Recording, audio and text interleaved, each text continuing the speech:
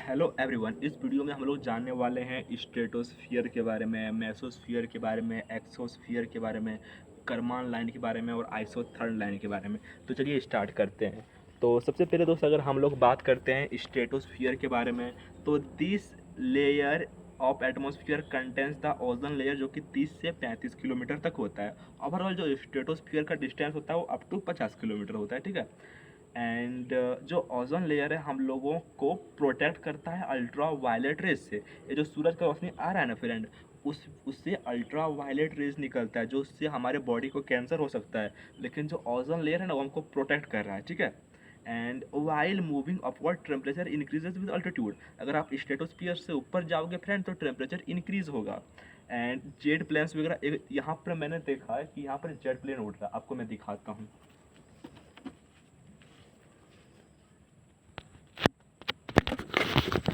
ये देखो, आपको जेट प्लेन दिख रहा है।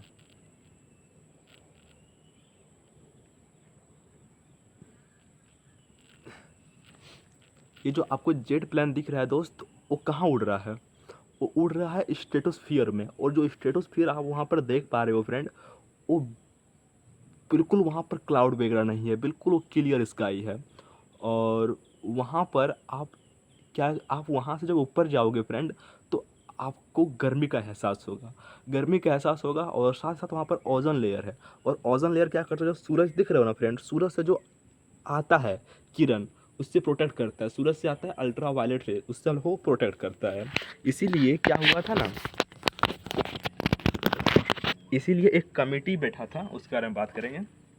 तो ये जो कमेटी है, पहले बात कर लेते हैं। जो स्ट्रेटोपोज है ना, वो स्ट्रेटोस्फियर और मेसोस्फियर को डिवाइड करता है।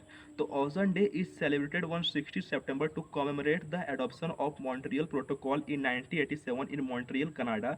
This international agreement aims to phase out chlorofluorocarbons which deplete the ozone layer and contribute to the formation of the ozone whole.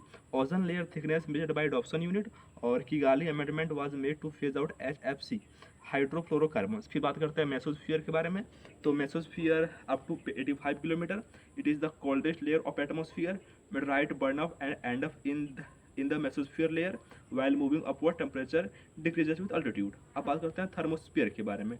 ये बिटवीन 80 किलोमीटर से 400 kilometre, it is the hottest layer of atmosphere while moving upward temperature increase with altitude it contains electrically charged particles known as ions and hence it is called ions as ionosphere।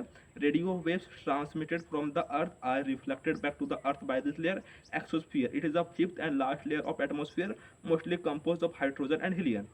Karman line, it is the imaginary boundary located 100 km about 62 miles above sea level that separate Earth atmosphere from outer space। Isotherm line, isotherm lines are the lines or points or map chart of the Earth's surface connected point having same temperature at a given time।